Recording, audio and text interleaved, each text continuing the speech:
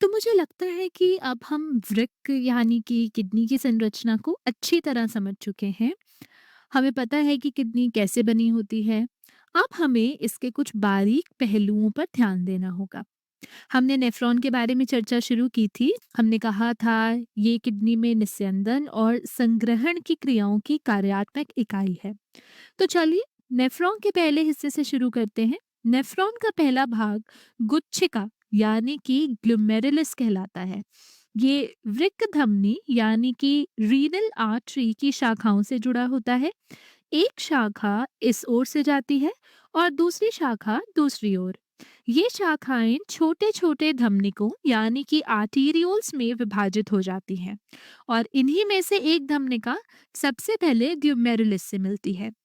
इस धमनिका को अभिवाही धमनिका यानी कि एफरेंट आर्टीरियोल कहते हैं।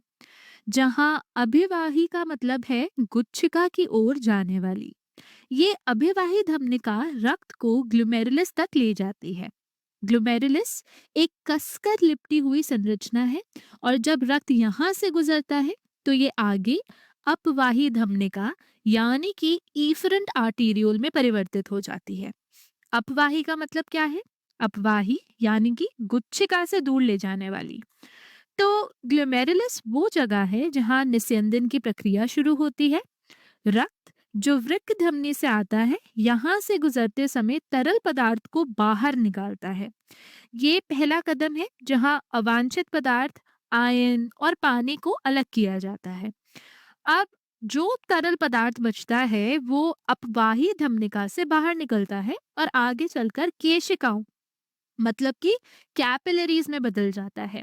ये केशिकाएं फिर शिराएं यानी कि वेन्यूल्स में मिलकर वृक्क शिरा यानी रीनल वेन के जरिए बाहर निकलती है। अब इस प्रक्रिया को हम बाद में और विस्तार में समझेंगे। वापस आ जाते हैं ग्लोमेरुलस पर। अब ग्लोमेरुलस से निकलने वाला तरल पदार्थ कहीं ना कहीं तो इकट्ठा होना ही चाहिए, है ना? तो ये तरल पदार्थ ग्लोमेरुलस से जुड़ी एक संरचना जिसे बोमन संपुट मतलब कि बोमन कैप्सूल भी कहते हैं, इसमें संग्रहित होता है। अब ये संरचना तरल पदार्थ को पकड़ती है और इसे नेफ्रॉन के अगले हिस्से में भेजती है। बोमन संपुट के अंदर का खाली स्थान बोमन स्थान यानी कि बोमन स्पेस कहलाता है और यही वो जगह है जहां निस्यंदित तरल पदार्थ इकट्ठा होता रहता है। अब आप सोच सकते हैं कि ऐसा क्यों होता है कि ग्लोमेरुलस से इतना सारा तरल पदार्थ बाहर निकलता है, जबकि हमारे शरीर के अन्य धमनिकों से ऐसा बिल्कुल भी नहीं होता। इसका उत्तर जानने के लिए इस हिस्से को करीब से देखते हैं। जहां धमनिका बोमन संपुट से मिलती है, वहां बहुत कुछ होता है। समझने की कोशिश करते हैं। धमनिकाएं जैसे कि हमारे शरीर की अन्य रक्त वाहिकाएं कोशिकाओं से बनी होती है। इन कोशिकाओं को हम एंडोथेलियम कोशिकाएं कहते हैं। ग्लोमेरुलस की इन एंडोथेलियम कोशिकाओं की खास बात यह है कि ये छिद्रित यानी कि फेनेस्ट्रेटेड होती हैं, जिसका मतलब है कि इनमें बहुत छोटे छोटे से छिद्र होते हैं। ये छोटे छिद्र छोटे कणों जैसे कि सोडियम, ग्लूकोज और अमाइनो अम्ल को बाहर निकलने देते हैं, जबकि बड़े कण जैसे प्रोटीन और रक्त कोशिकाएं भीतर ही रह जाती हैं।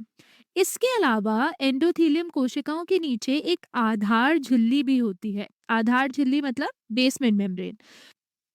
अब ये जो आधार झिल्ली है ये एक अर्धपारगम्य मतलब कि सेमी परमिएबल मेम्ब्रेन होती है।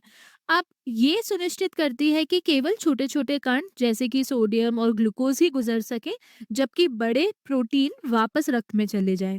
तो आखिर में बोमन संपुट की एपिथेलियम कोशिकाएं होती हैं जिनमें एक विशेष प्रकार की कोशिका को पोडोसाइट यानी कि पदाणु भी कहा जाता है। तो ये कोशिकाएं धमनिका को इस तरह से घेरे रहती हैं, जैसे कि आप मानिए, हाँ, जैसे कि किसी ने अपने पैर फैलाकर किसी वस्तु को पकड़ रखा हो।